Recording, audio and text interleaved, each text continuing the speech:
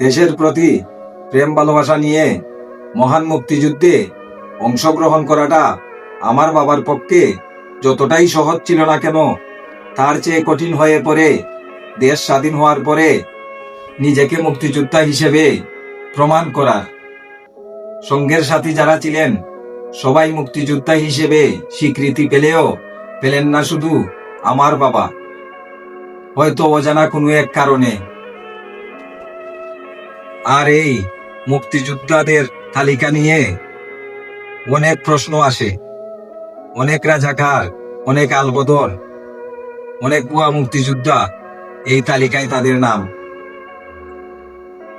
আমার মতো হয়তো অনেকের কারো দাদা, কারো চাচা, কারো বাবা এই মুক্তিযুদ্ধে অংশগ্রহণ করেছিলেন, তাদের নাম নেই।